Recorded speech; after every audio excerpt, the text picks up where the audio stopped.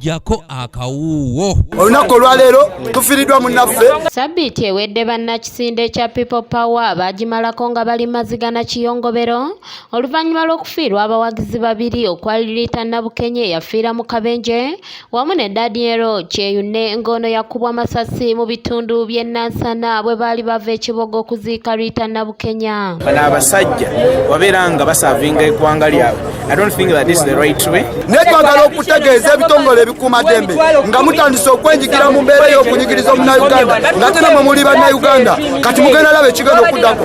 Wabula mu nnyimbe n'okuziika kumpi buli eyakwatanga akazindaalo ng'akukkulumira poliisi gye baategeeza nti ye yafaako okufa kw'ababiri bano. Gavumenti etuukiriza ebimu ku byeyagala eby'okututirimbula.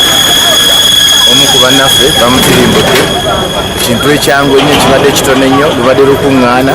Olunaku olwaleero poliisi etegeeza ng'essasi eryakubwa Daniel Kyeyune bwe bataliina mu mukono ng'era omwogezi wa poliisi mu ggwanga Fred Enanga agamba nti okusinziira ku kunoonyereza kwe bakakola essasi eryakuba Kyeyune teryava mu bbonga poliisi. Waliwo obuvuyo obwaliwo mu kiseera ekyo naye nga tulina obujulizi bwe twasobodde okufuna abantu abasobola okulaba ekyaliwo. Waliwo n'akatambi akaffe akasobodde okulaga ebifaananyi ebimu ngeri abantu gye baali bakuŋŋaanidde ku mufu bwe yali agudde. Enanga agamba nti bakusinziira ku butambi bwa vidiyo obwakwatibwa kamera za poliisi bazuule eyakuba Kyeyune essasi eryamujjambula mu bwensi eno. Naye nga tulina n'akatambi akalala ketuli mu kufuna nga ko kalagira ddala ani eyakuba kuba essasi wawe lyafulumira. So sitwagala kukozesa nnyo bwangu mu kiseera kino naye nga tusuubira ku mulundi ogunaddako awo bajja kututegeeza kifaananyi kyani yafulumya essasi lino.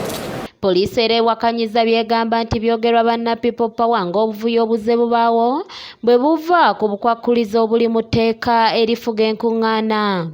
Bavuddeyo nga balaga nti obukwakkulizo obuli wansi wa etteeka erifuga enkuŋŋaana oba weewaawo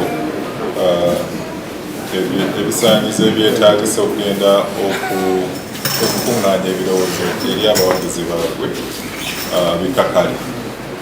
Naye nga ekikulu kya byonna kiri nti etteeka lisigala tteeka.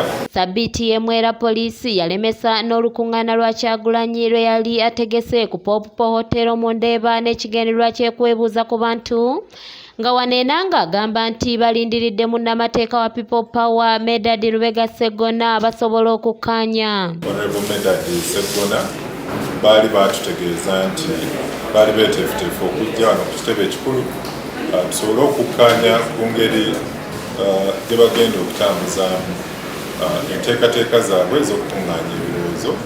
Ekyomukisa omubi waliwo akabenje akagwa ku Rita ate ne tutasobola kufuna meeting eyo, so tulindiridde. Stephen Tumusiime yakusakidde eggulire lino ku lwa ABS Television.